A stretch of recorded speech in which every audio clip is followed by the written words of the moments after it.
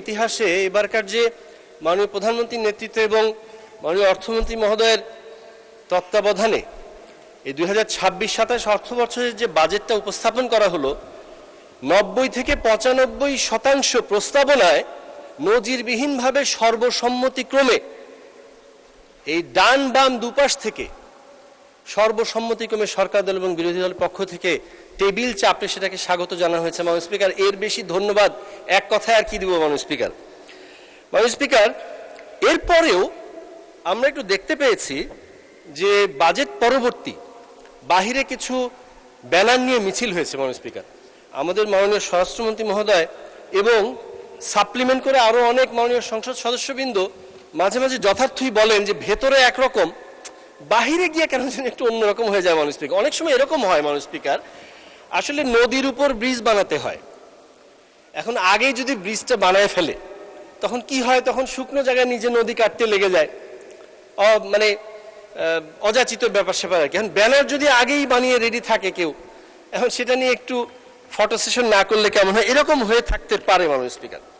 মাননীয় স্পিকার, আমি আরেকটা বিষয় একটু লক্ষণীয়ভাবে করতে চাই, যেটা হলো আমাদের মাননীয় প্রধানমন্ত্রীর নেতৃত্বে এই সংসদ চলছে। আমরা একটা জবাবদিহিতামূলক সরকার, জবাবদিহিতামূলক সংসদ এবং জবাবদিহিতামূলক নিজের দলের ভিতরে যে পরিবেশটা এখন দেখতে পাচ্ছি, তারই ফলশ্রুতিতে একটি আত্মসমালোচনা না করলেই নয় মাননীয় স্পিকার। দেখুন মাননীয় স্পিকার, নীল নদের পানি যেরকম নীল না, তেমনিভাবে দাড়ি টুপি থাকলেই যে নারী স্বাধীনতা এবং হিজাব নিকাবের প্রতি সম্মান থাকবে, বিষয়টা আসলে এরকম না মাননীয় স্পিকার। এরকম বিষয়গুলো আসলে আমরা অবশ্যই এটা অ্যাড্রেস করতে চাই যে আমাদের সবার ব্যক্তি স্বাধীনতার বিষয়ে আমাদের সম্মান এবং শ্রদ্ধার ব্যাপারে অত্যন্ত সোচ্চার হওয়া উচিত মাননীয় স্পিকার। এটা আমরা দুঃখের সাথেই বলছি। মাননীয় স্পিকার, ফ্যাক্ট এবং ন্যারেটিভের ব্যাপারে কথা বলেছিলাম, অল্প সময় ছিল, বুঝিয়ে বলতে পারি। আজকে দেখলাম প্রাসঙ্গিকই বিষয়টা উঠে আসলো। আপনার মাথার উপরে বিসমিল্লাহির রহমানির রহিম, দুয়ারে দুয়ারে সর্বশক্তিমান আল্লাহ। আমরা এমনও দেখেছি, আমরা ইসলামের পতাকা হাতে নিয়ে দেখা গেছে হিকমা অবলম্বন করতে গিয়ে বৈশ্বিক পরিস্থিতিতে রাজনৈতিক অবস্থা বিবেচনায় অনেক সময় ইসলামের পতাকা হাতে নিয়েও শরিয়া আইনের ব্যাপারে প্রশ্ন আসলে অনেক সময় এড়িয়ে যেতে দেখেছি মাননীয় স্পিকার। কিন্তু ফ্যাক্ট হলো জিয়াউর রহমান সাহেব, শহীদ রাষ্ট্রপতি জিয়াউর রহমান লিখে দিলেন সংবিধানে বিসমিল্লাহ। তার সুযোগ্য উত্তরসূরি জনাব তারেক রহমান সাহেব আপনার মাথার উপর রেখেছেন বিসমিল্লাহ। দুয়ারে দুয়ারে লেখা সর্বশক্তিমান আল্লাহ, এটা হলো ফ্যাক্ট। এই বৈশ্বিক পরিস্থিতিতে, এই অবস্থায়ও হিকমা অবলম্বন করার প্রয়োজন পড়ে নাই মাননীয় স্পিকার, এটাই ফ্যাক্ট। মাথার উপর বিসমিল্লাহ, দুয়ারে দুয়ারে সর্বশক্তিমান আল্লাহ, অথচ বাজারে মাঝে মাঝে ন্যারেটিভ চালানোর চেষ্টা হচ্ছে জান্নাতের সোল এজেন্ট নাকি একটা ওজন মাপার পাল্লা মাননীয় স্পিকার। নাউযুবিল্লাহ, নাউযুবিল্লাহ। জান্নাতের টিকিট বিলাইয়া কেমনে ধর্ষণ করলা, আস্তাগফিরুল্লাহ, আস্তাগফিরুল্লাহ। মাননীয় স্পিকার, मैं शायर तो नहीं मगर ए जशी जब से देखा। আর সামনে গেলাম না মাননীয় স্পিকার, এখানে অনেক সময় শের ও শায়েরির ব্যাপারে কথাবার্তা হয়, তো সেজন্য একটু ছিটে ফোটা টাচ করা মাননীয় স্পিকার। আত্মসমালোচনার কথা বলছিলাম, আমি শুধু এক পাশে প্রশংসা আরেক পাশে তিরস্কার এরকম করব না মাননীয় স্পিকার। প্রায় 20,000 কোটি টাকা আমি যদি ভুল না শুনে থাকি, যদি তন্দ্রাচ্ছন্ন না হয়ে থাকি, বন্ধ শিল্প কারখানা চালুর ব্যাপারে, বরাদ্দের ব্যাপারে কথা হয়েছে মাননীয় স্পিকার। তো আমি কিন্তু আমাদের মাননীয় শিল্পমন্ত্রী মহোদয় এখন উপস্থিত থাকলে ভালো হতো। মাঝে মাঝেই যখন আমার রংপুর সুগার মিলসটা পুনরায় চালুর ব্যাপারে কতটুকু কি অবস্থা হলো, এটা যখন কথা বলি, আমার শ্বশুরবাড়ি এলাকার এমপি সাহেব এবং মাননীয় মন্ত্রী তিনি ডাগর ডাগর চোখে ঠান্ডাভাবে আমার দিকে তাকিয়ে থাকেন। আরেকদিন বলেছিলাম ইতা খিতা খবরে বাবা, এই টাইপের একটা কোশ্চেন আর কি ওনার চোখে আমি দেখতে পাই। কিন্তু মাননীয় স্পিকার, এই মৌনতাকে আমি সম্মতির লক্ষণ ধরে নিচ্ছি, এটা করতেই হবে। কারণ এতগুলো টাকা থাকতে মাত্র 100 কোটি টাকারও নিচের বাজেট দিয়েই এই সুগার মিলটি সফলভাবে পুনরায় চালু করা এবং লাভজনক করা সম্ভব। মাননীয় স্পিকার, অনুমোদিত আমাদের গাইবান্ধা ইপিজেড সেটার ব্যাপারে বাস্তবায়ন প্রক্রিয়া কবে শুরু হবে এবং অ্যাকুইজিশন কবে শুরু হবে সেই ব্যাপারেও আমরা ছেড়ে কথা বলবো না মাননীয় স্পিকার, যতই সরকার দলের হয়ে থাকি। যেহেতু বাজেট হয়েছে আমাদের অ্যালোকেশন দিতেই হবে ইনশাআল্লাহ। মাননীয় স্পিকার, ওয়াজিরে খামখা একজন ছিল, তার সাথে টকশো করতে গিয়ে শুনলাম 8,32,000 কোটি টাকার বাজেট নাকি ছায়া বাজেট করেছেন তারা।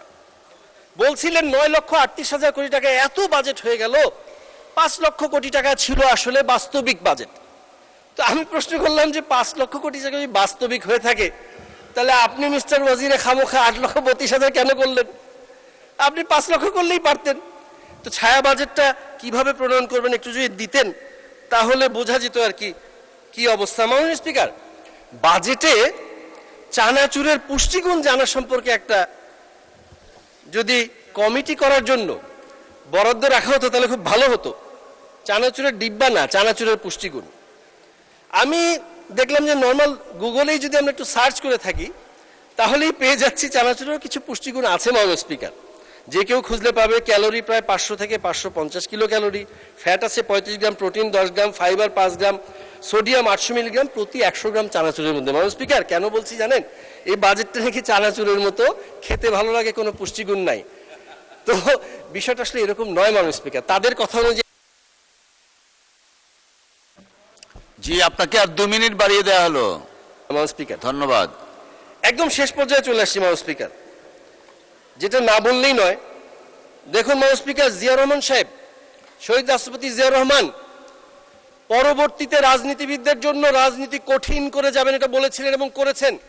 বীর দর্পে ছুটে চলেছেন, তরুণ যুব সমাজকে নিয়ে খাল খনন থেকে শুরু করে অন্যান্য সমস্ত কার্যক্রম বাস্তবায়নের জন্য আনাচে কানাচে ছুটে বেরিয়েছেন। তেমনিভাবে আমিও মাননীয় প্রধানমন্ত্রীর এই ছুটে বেড়ানো আমাদেরকে সাথে নিয়ে এই কর্মকাণ্ডে উদ্বুদ্ধ হয়ে আমি আজকে সকল সংসদ সদস্যের জন্য একটা বিষয় একটু কঠিন করে দিতে চাই মাননীয় স্পিকার। আমাদের 32 গাইবান্ধা 4 গোবিন্দগঞ্জ আসনে মাননীয় স্পিকার আমরা একটা ভলান্টারি বাজেট দিচ্ছি, স্বেচ্ছাশ্রমের বাজেট দিচ্ছি। এই বাজেটের সাথে 2টা খাল খনন প্রকল্প হয়েছে, সফলভাবে চলছে। এই 2টা খাল খনন প্রকল্প শেষ হওয়ার পরে আমাদের গোবিন্দগঞ্জের আপামর জনসাধারণ, বাংলাদেশ জাতীয়তাবাদী দল বিএনপি এবং অঙ্গ সহযোগী সংগঠনের সব নেতৃবৃন্দ এবং নেতাকর্মীকে সাথে নিয়ে আমরা প্রায় 1 কিলোমিটার একটা দীর্ঘ খাল কোনো বরাদ্দ না নিয়ে স্বেচ্ছাশ্রমের মাধ্যমে আমরা সেটা বাস্তবায়ন করবো ইনশাআল্লাহ। পরবর্তীতে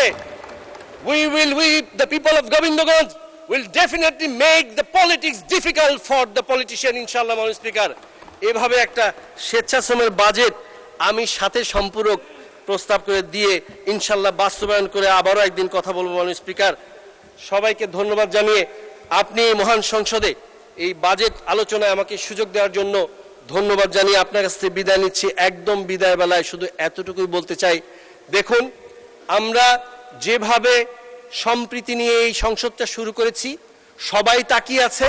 জুলাই অবশ্যই আমাদের চেতনা, তবে জুলাইকে আমরা বিক্রি হতে দেব না ইনশাআল্লাহ। সবাইকে ধন্যবাদ। মাননীয় স্পিকার, আপনাকে ধন্যবাদ।